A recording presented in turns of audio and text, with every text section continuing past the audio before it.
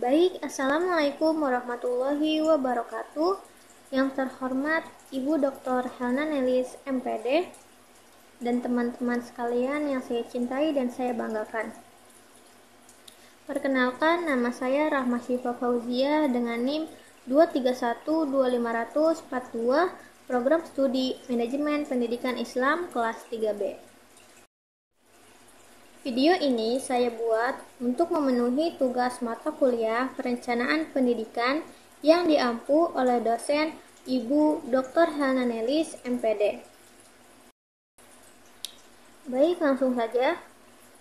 Pendekatan perencanaan pendidikan adalah suatu cara atau strategi yang digunakan dalam proses perencanaan pendidikan untuk mencapai tujuan pendidikan. Berikut 5 macam pendekatan perencanaan pendidikan. Yang pertama, pendekatan kebutuhan sosial. Yang kedua, pendekatan sosial justice. Yang ketiga, pendekatan demografis. Yang keempat, pendekatan school mapping. Dan yang terakhir, pendekatan intra-educational extrapolation. Baik, saya akan membahas lebih dalam tentang 5 macam pendekatan ini. Yang pertama, pendekatan kebutuhan sosial. Pendekatan kebutuhan sosial adalah pendekatan dalam perencanaan yang mengutamakan pemenuhan kebutuhan dasar masyarakat akan pendidikan. Fokus utama dari pendekatan ini adalah memastikan setiap individu memiliki akses yang berkualitas terhadap pendidikan, terlepas dari latar belakang sosial atau ekonomi mereka. Tujuan utama dari pendekatan ini adalah membebaskan masyarakat dari kebodohan, meningkatkan kualitas hidup, dan menciptakan masyarakat yang adil dan sejahtera. Lalu yang selanjutnya, pendekatan social justice. Pendekatan social justice atau pendekatan keadilan sosial adalah cara pandang yang menekankan pada distribusi sumber daya, kesempatan, perlakuan yang adil bagi semua anggota masyarakat, tanpa memandang latar belakang sosial, ekonomi, ras, gender, atau identitas lainnya. Tujuan utama dari pendekatan ini adalah menciptakan masyarakat yang lebih setara, di mana setiap individu memiliki kesempatan yang sama untuk berkembang dan mencapai potensi sepenuhnya. Berikut beberapa contoh dari pendekatan social justice atau pendekatan kebutuhan sosial dalam kehidupan sehari-hari. Yang pertama dalam bidang pendidikan, yaitu menjamin akses pendidikan yang berkualitas bagi semua, tanpa memandang status ekonomi sosial. Dan yang kedua, dalam bidang kesehatan, seperti menyediakan layanan kesehatan yang terjangkau dan berkualitas untuk semua. Yang ketiga, dalam bidang pekerjaan, seperti mencegah diskriminasi dalam dunia kerja dan memastikan upah yang layak. Lalu yang terakhir, dalam bidang hukum, yaitu seperti menjamin penegakan hukum yang adil dan setara bagi semua. Jadi, inti dari pendekatan ini adalah keadilan sosial atau social justice berusaha untuk mengatasi ketidaksetaraan yang ada dalam masyarakat dan menciptakan kondisi yang lebih baik bagi masyarakat. Selanjutnya ada pendekatan demografis. Pendekatan demografis adalah cara untuk mengelompokkan orang-orang berdasarkan karakteristik seperti usia, yaitu anak-anak, remaja, dewasa muda, dewasa, dan manula.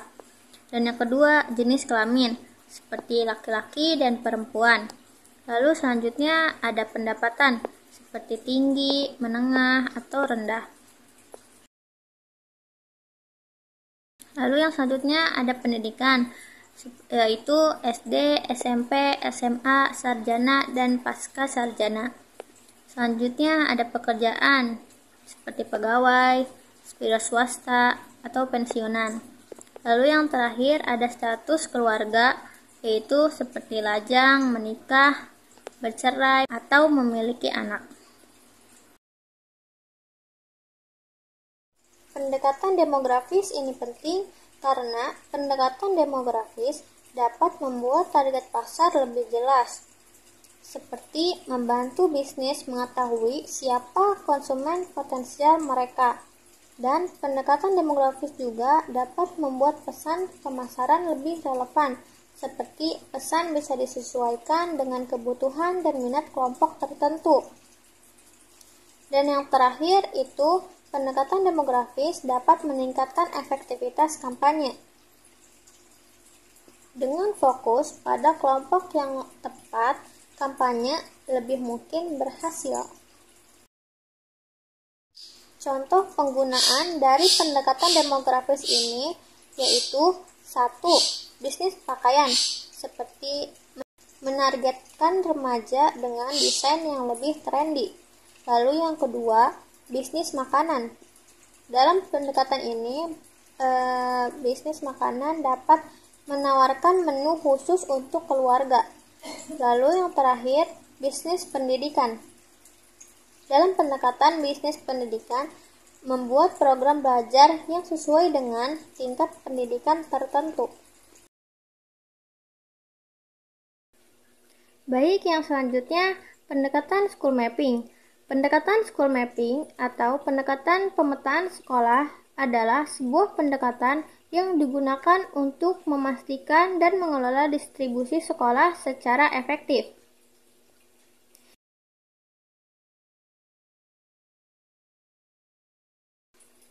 Intinya adalah pendekatan ini adalah cara untuk memetakan di mana sekolah-sekolah seharusnya berada agar dapat menjangkau semua siswa dengan baik dan efisien. Tujuan utama pemetaan sekolah atau school mapping adalah kesetaraan akses pendidikan, efisiensi penggunaan sumber daya, dan perencanaan pembangunan sekolah baru. Lalu, cara kerja pendekatan ini adalah 1. Pengumpulan data 2. Analisis data 3. Pembuatan peta dan yang terakhir, perencanaan. Lalu, selanjutnya, contoh penerapan pendekatan pemetaan sekolah yaitu 1. Membangun sekolah baru di daerah terpencil. Gunanya untuk memastikan anak-anak di daerah terpencil juga dapat bersekolah. Lalu yang kedua, mengembangkan sekolah kecil. Tujuannya untuk meningkatkan efisiensi penggunaan sumber daya. Lalu yang terakhir, mengubah zona layanan sekolah. Tujuannya untuk memastikan setiap siswa memiliki akses ke sekolah yang berkualitas. Inti dari pemetaan sekolah atau school mapping adalah alat yang sangat berguna untuk memastikan bahwa setiap anak mendapatkan akses yang adil dan berkualitas terhadap pendidikan. Lalu yang selanjutnya ada pendekatan intra-educational extrapolation. Pendekatan ini adalah sebuah pendekatan dari perencanaan pendidikan yang berfokus pada satu program atau aspek tertentu dari sistem pendidikan. Pendekatan ini menggunakan data yang tersedia untuk memprediksi dampak kuantitatif dari perubahan pada program terhadap keseluruhan sistem pendidikan. Lalu berikut ini adalah cara bagaimana pendekatan ini bekerja. Yang pertama, identifikasi program target. Yang kedua, kumpulkan data. Yang ketiga, buat model produktif. Yang keempat, simulasikan perubahan. Dan yang terakhir, analisis hasil. Inti dari pendekatan intra-educational extrapolation adalah alat yang berguna untuk merencanakan dan mengevaluasi perubahan dalam sistem pendidikan. Dengan menggunakan data dan analisis yang tepat, pendekatan ini dapat membantu memastikan bahwa kebijakan pendidikan yang diambil efektif dan berdampak positif. Baik, dengan demikian kesimpulan dari pendekatan perencanaan pendidikan adalah bahwa pendekatan perencanaan yang sistematis dan beragam adalah kunci untuk mencapai tujuan pendidikan yang efektif dan efisien. Dalam praktiknya, perencanaan pendidikan seringkali menggunakan kombinasi dari beberapa pendekatan yang telah saya jelaskan untuk mencapai tujuan yang lebih komprehensif.